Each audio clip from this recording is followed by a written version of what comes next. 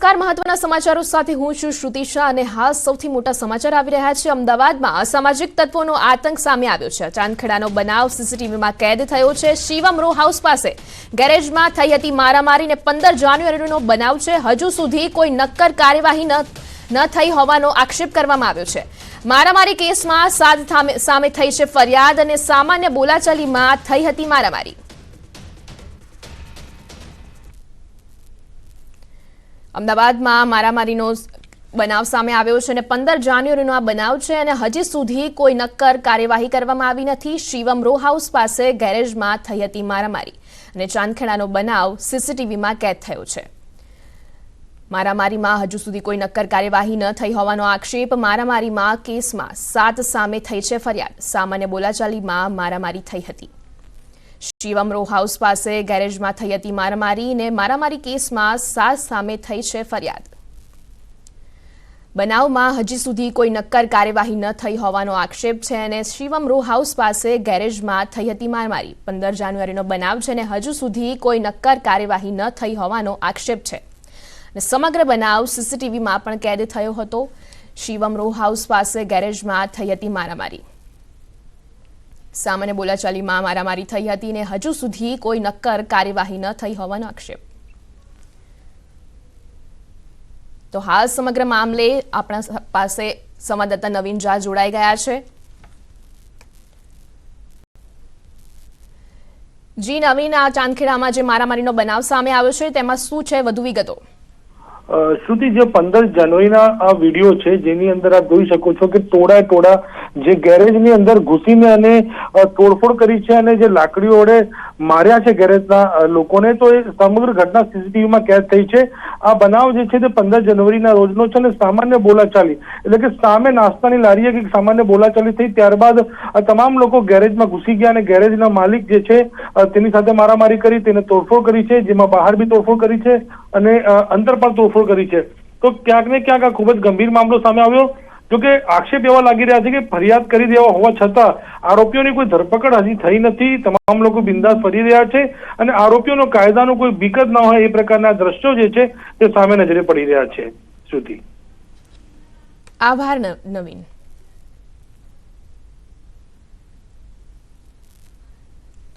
હવે નજર કરીશું સમાચાર સુપરફાસ્ટ પર। દાહોદના થેરકામાં ઓટો રિક્ષામાં મહિલાની સફળ પ્રસૂતિ કરાઈ। સ્થિતિ ક્રિટિકલ હોવાના કારણે સ્થાનિકો રિક્ષા વડે મહિલાને હોસ્પિટલ લઈ જઈ રહ્યા હતા। અડધા રસ્તે જ મહિલાને પીડા થતા એમ્બ્યુલન્સને જાણ કરાઈ। સ્થિતિ ગંભીર હોવાના કારણે 108ની ટીમે રિક્ષામાં જ કરાવી હતી ડિલિવરી। પાણીપુરી ખાવાના શોખીનો ચેતી જજો। વડોદરાની દાંડિયા બજાર વિસ્તારનો વિડીયો વાયરલ થયો। પાણીપુરીની લારીવાળા બટેકા પગથી ખૂંદતા દેખાયા। રોડ પર પડી જતા બટેકા પાણીથી ધોઈ તપેલામાં ફરી ન ખાયા। વાયરલ વિડીયોની ન્યૂઝ 18 ગુજરાતી પુષ્ટિ નથી કરતું।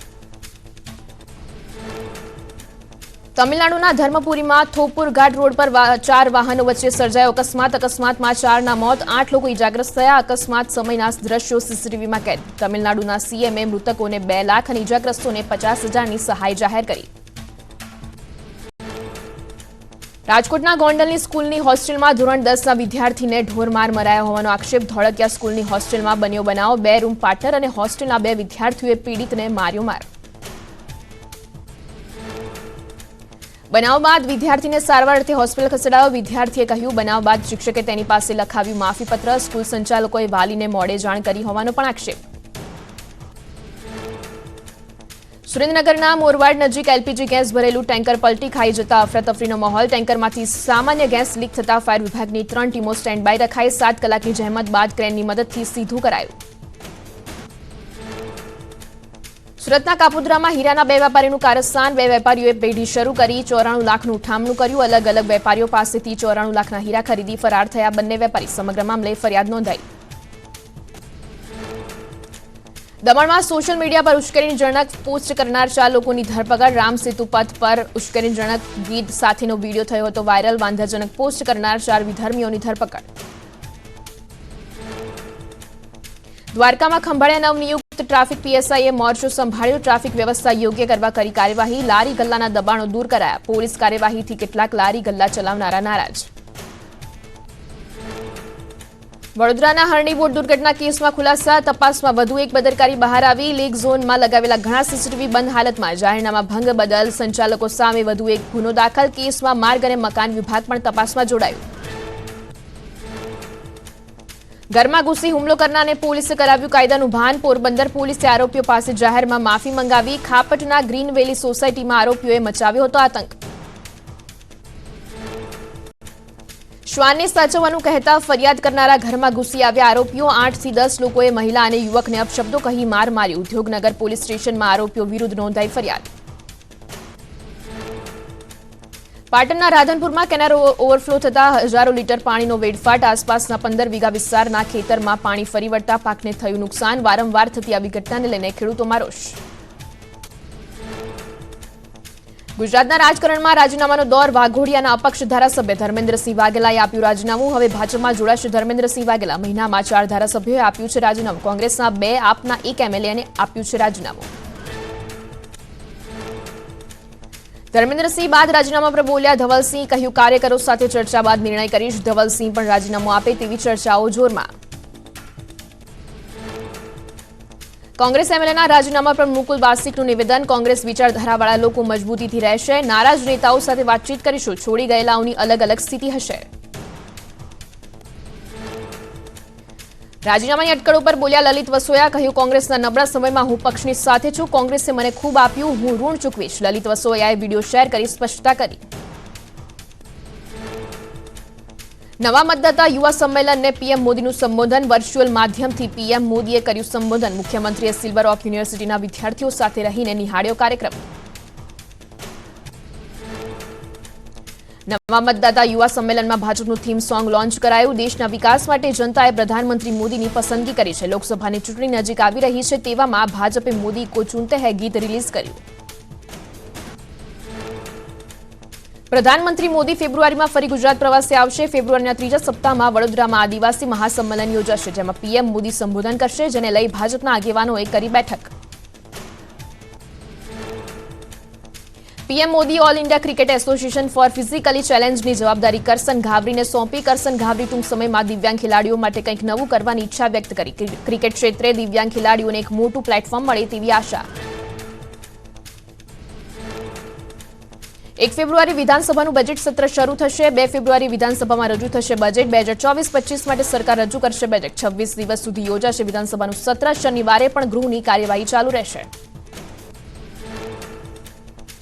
ગુજરાત યુથ કોંગ્રેસનું રોજગાર દો ન્યાય દો અભિયાન. યુથ કોંગ્રેસ પ્રભારી કૃષ્ણા અલ્લાવુરુએ અભિયાન શરૂ કરાવ્યું. તેમણે કહ્યું કે કોંગ્રેસ યુવાનોની રોજગારી માટે લડત આપશે. કોંગ્રેસ વિપક્ષમાં રહીને જનતાના મુદ્દા ઉઠાવશે. ગીર સોમનાથના વડોદરા ડોડિયા ગામમાં સિંહે કર્યો પશુનો શિકાર. સિંહે વાછરડીનું મારણ કર્યાના દ્રશ્યો સીસીટીવીમાં કેદ થયા. જેતપુરમાં રખડતા ઢોરનો ત્રાસ યથાવત. બોખલા દરવાજે રખડતા ઢોરે 70 વર્ષીય વૃદ્ધાને અડફેટે લીધા. ઢોરે હુમલો કરતા વૃદ્ધા ગંભીર રીતે ઇજાગ્રસ્ત થયા. પાલિકાની પકડવાની કામગીરી પર ઉભા થયા સવાલ. માંગરોળના લવેટમાં દીપડાએ વાછરડીનું મારણ કર્યું. દીપડાના આટાફેરાને લઈને લોકોમાં ભયનો માહોલ. સ્થાનિકોએ વન વિભાગને આપી માહિતી. દીપડાને પાંજરે પૂરવા સ્થાનિકોની માંગ. ડાલામથ્થા શિકાર કરતા હોય તેવો વિડીયો થયો વાયરલ. શ્વાનનો શિકાર કરતા હોય તેવો સિંહનો વિડીયો વાયરલ. ગિરનાર સેન્ચુરી પાર્કમાં સિંહે દોટ લગાવી કર્યો શ્વાનનો શિકાર. સિંહના શિકારના દિલધડક દ્રશ્યો કેમેરામાં કેદ. મહીસાગર જિલ્લામાં રખડતા ઢોરનો આતંક. લુણાવાડામાં આખલાએ વૃદ્ધને અડફેટે લઈ 6 ફૂટ ઊંચા ઉછાળ્યા. ઇજાગ્રસ્ત વૃદ્ધને હોસ્પિટલ ખસેડાયા. વારંવાર આખલા આતંકથી લોકોમાં ભય. તંત્ર આ સમસ્યાનો ઉકેલ લાવે તે માટે માંગ. દિલ્હીના વિશ્વાસનગરમાં પાડોશીના 2 પાલતુ શ્વાને બાળક પર હુમલો કર્યો. બાળક માતા સાથે આવી રહ્યો હતો ત્યારે પાડોશીએ પોતાનો દરવાજો ખોલતા શ્વાન બાળક પર ત્રાટક્યા હતા. શ્વાને હુમલા કર્યાનો વિડીયો થયો વાયરલ. ઉત્તર પ્રદેશના બરેલીમાં આખલાના આતંકના સીસીટીવી સામે આવ્યા. આખલાએ એક યુવકને ટક્કર મારતા તેનું મોત. આખલાએ સતત યુવકને શિંગડા વડે મારતા યુવકનો જીવ ગયો. હરિદ્વારના જંગલમાંથી નીકળીને સાબર પહોંચ્યું ગંગા ઘાટ પર. જંગલી સાબરને જોઈ લોકોમાં નાસભાગ મચી. વન વિભાગને જાણ કરતા ટીમ પહોંચી ઘટના સ્થળે. દોરડાથી બાંધી સાબરનું રેસ્ક્યુ કરાયું.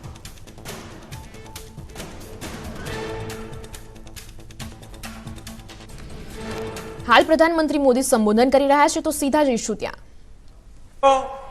1.5 लाख करोड़ रुपए से ज्यादा दिए गए हैं। मुफ्त राशन हो, मुफ्त इलाज हो, इसके ज्यादातर लाभार्थी गांव के मेरे किसान परिवार और खेत मजदूर ही है। हमारा प्रयास है कि कोई भी लाभार्थी सरकार